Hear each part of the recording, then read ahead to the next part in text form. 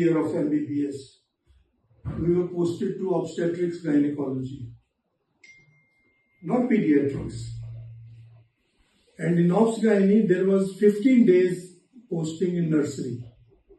There used to be one room in Amritsar for about 4-bedded newborn unit, which was written as nursery. And the posting was from obstetrics gynae. We were posted to nursery because nursery was under the charge of obstetricians, not pediatricians. And the obstetricians were very reluctant to hand over babies to pediatricians. I remember they used to say that for 9 months we have looked after the baby in the womb, and we can't suddenly cut off our connections from the baby. We want to look after, and you be out. And the nursery was, very perfunctory, very minimal care. In fact, the slogan written there was, there should be masterly inactivity. That was the slogan. From that masterly inactivity, we have gone into robotic activity in treating babies. We are overdoing it. So we must follow a path in between so that the baby who survive, they are an asset to the society, not a liability. And there's no point in saving very tiny pre-viable preemies unnecessarily. Because even if they survive, they would be a liability to society and to family. And from there, from that nursery, which I remember there used to be 1 or 2 UNICEF donated incubators. They used to be called as Armstrong incubators. It was a Dabba type incubator without any servo control system. And for the sake of showing technology, babies were put into incubators, but they were probably doing more harm than good at that time. And any given time, I remember there used to be more rats than baby in the room. And cockroaches galore. There was no shortage of cockroaches. And from there, when I moved over to All India Institute and did my post-graduation and then residency program, senior resident, then I was probably lecturer when we started newborn unit in All India Institute. From a small beginning, by the time I retired in 1997, we did have a WHO center for newborn care.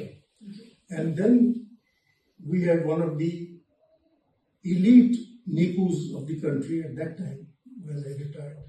And the situation now became that previously, as I said, obstetricians did not allow pediatricians to see the baby.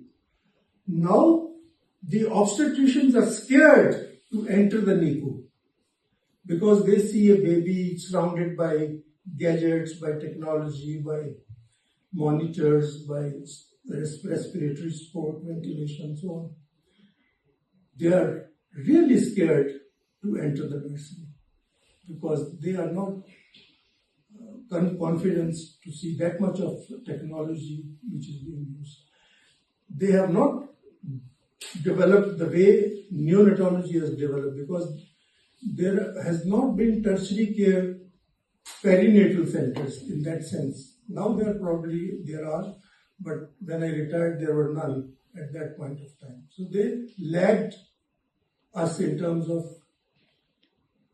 postnatal newborn care, fetal, and then even the fetal newborn care, care of the fetuses before birth, again was initiated by pediatricians, by neonatologists, in collaboration with obstetricians.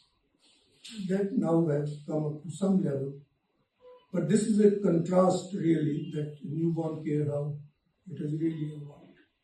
And I can recollect there are 2 milestones when I was at AIMS, which I can still recollect, is one that somewhere in 1963, Dr. Carl Smith, that expert on malformations, that fellow was visiting AIMS. And we had a child with severe jaundice, and we were not doing those days exchange transfusions. we requested him that he could demonstrate us the exchange blood transfusion. So I can say that I participated in the first exchange blood transfusion of the country at that time under Carl Smith. And similarly, another milestone, I recall, Dr. Vidyasagar came once and he was carrying surfactant with him.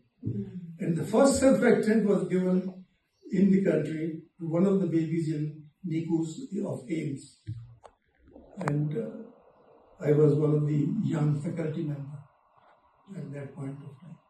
So these are two very striking milestones which I can recollect.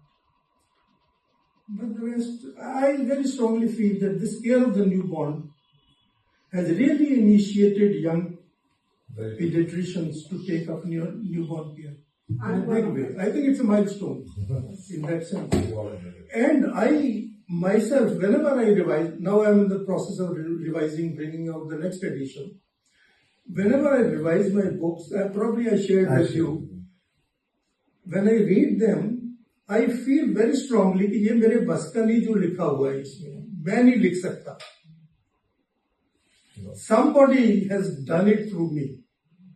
And the language, the facility, how it reads, clarity, in a very succinct way things are put, in a very logical way. I can't remember. And I always share this anecdote with one of the pediatricians who's fond of my books. Phoenix. Enabling life.